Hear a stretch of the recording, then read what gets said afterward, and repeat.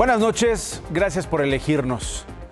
El nuevo capítulo de terror por la violencia en México tiene como epicentro un campo de exterminio y adiestramiento del crimen organizado en Techitlán, Jalisco.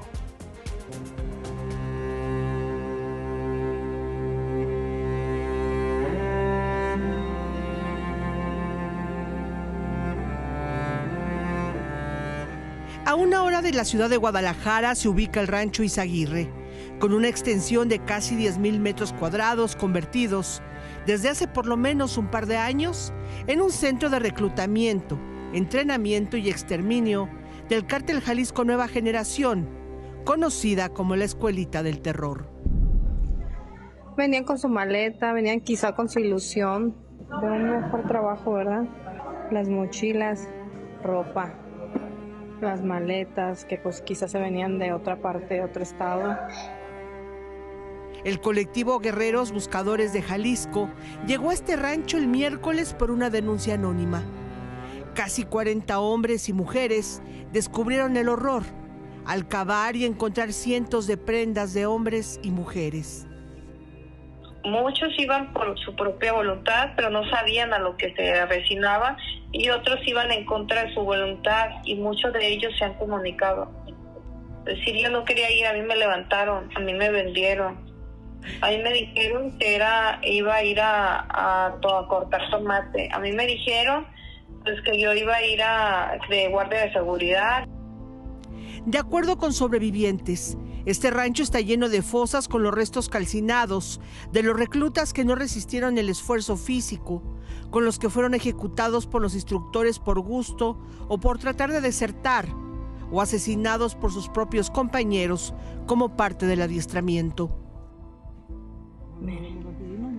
Bueno, pues son cosas que se encontraron. Miren. Espero y puedan ver bien. Esta gorra con las letras grabadas del cártel y el apodo Dumbo es fundamental en esta historia, porque confirma la versión de los sobrevivientes de que uno de los instructores más sanguinarios tenía el sobrenombre de Dumbo, y él aparece en el registro de 7 instructores y los nombres de apoyo en una libreta localizada por las madres buscadoras en el rancho. Libreta que además contiene las listas con los apodos de los supuestos reclutas, los cuales según la libreta serían 14 mujeres y 94 hombres. De acuerdo con los sobrevivientes, en promedio en esta escuelita del terror permanecían un mes. La segunda etapa era otra escuelita que era ya de alto rango y que bajaban las personas expertas, los desertados de las militares, y que les daban ya un entrenamiento más duro para pasarlos al tercer nivel, que era con el jefe.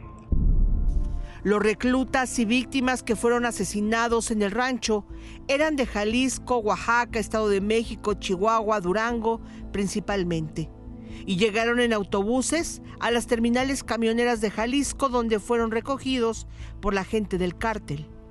Este centro de entrenamiento y exterminio en Teochitlán, Jalisco, estaría al mando del Choco, un hombre identificado por las autoridades de inteligencia como extremadamente violento.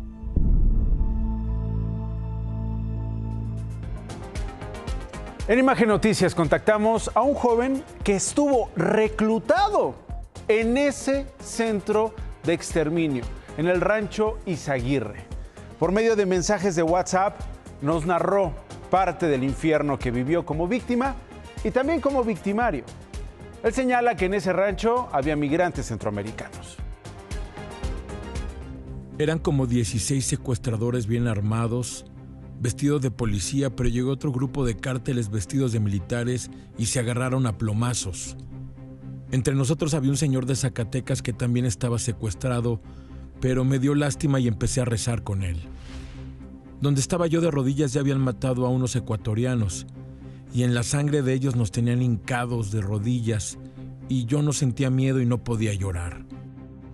Vi cómo mataban a las víctimas de ahí, del mismo lugar, para que no encontraran huellas. Y ahí también matan y asesinan a la pobre gente mexicana que a veces andan trabajando. A la fuerza la suben a los carros. Si no se ofrecen de voluntarios y de buena caridad, sin saber a dónde los llevan. Porque había gente de Honduras, secuestradores, secuestrados, y es que ellos también tenían familia y andaban paseando cuando los levantaban. Llegaron muchos grupos contrarios cuando estábamos orando y mataron a los secuestradores. Y de ahí otro grupo nos volvió a secuestrar y nos llevaron a una casa de 3 niveles. De ahí yo le pedí a Dios orando y rezando que saliéramos todos con vida. Al final esta víctima nos cuenta que él pudo sobrevivir, lo vimos en estos mensajes de TikTok, porque el rancho fue atacado por un grupo rival y a todos los reclutas se los llevaron secuestrados a otro lugar donde horas después fueron rescatados por agentes federales. ¿De qué dimensiones estamos hablando? ¿De qué dimensión es lo que se ha encontrado en este rancho Izaguirre? Bueno, los peritos de la Fiscalía de Jalisco tienen una semana inspeccionando ese sitio. No han acabado y hasta ahora han encontrado 5 lotes de restos óseos fragmentados y con indicios de haber estado expuestos al fuego.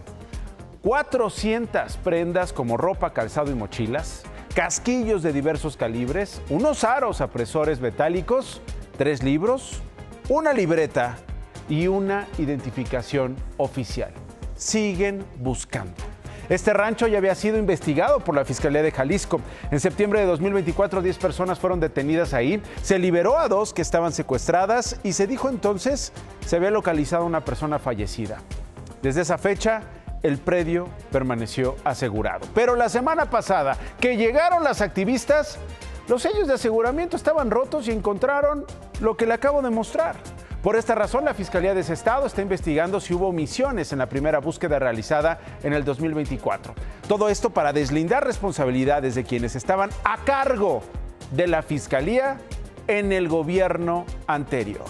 Esto en Jalisco, sobre el caso de los 8 jóvenes de Tlaxcala desaparecidos en playas de Huatulco a finales del mes pasado. El gobierno de Oaxaca dio a conocer que ya tiene a un detenido. La Fiscalía ya tiene a una persona detenida, ya fue presentada ante el juez, está en un penal del estado de Oaxaca, reservamos cuál para garantizar su integridad, y esta persona ha dado a conocer todo el origen y el móvil de esta situación que se vivió en Huatulco. Las víctimas encontradas en el coche el 2 de marzo en los límites de Puebla y Oaxaca ya fueron identificadas, los cuerpos entregados a sus familiares. Se trata de Angie Lisette Pérez García, Noemí Yamilet López Moratilla, Raúl Emanuel González Lozano. Ellos fueron, insisto, identificados por las denuncias de desaparición presentadas en Oaxaca. Ahora, según nuestras fuentes, la lista la completan Rolando Armando Evaristo Sánchez, Guadalupe Guillermo Cortés Vázquez, Jonathan Uriel Calva Ramírez, Leslie Noya Trejo, Jacqueline Aliet Mesa Cázares y Rubén Antonio Ramos Flores. Se sabe que 3 víctimas sí eran parte del grupo de los desaparecidos. La pregunta a esta hora de la noche es, ¿y qué con las otras 6? De ellos nada, porque las fiscalías de Tlaxcala y de Oaxaca simple y sencillamente no tienen denuncias relacionadas con este caso. ¿Y Puebla? Puebla no tiene ninguna abierta, no hay carpeta de investigación sobre esta desaparición. ¿Cuánto más tienen que investigar las fiscalías para llegar al fondo de este asunto? ¿Hasta cuándo el letargo de algunos y el "a mí no me toca" de otras autoridades en estos estados?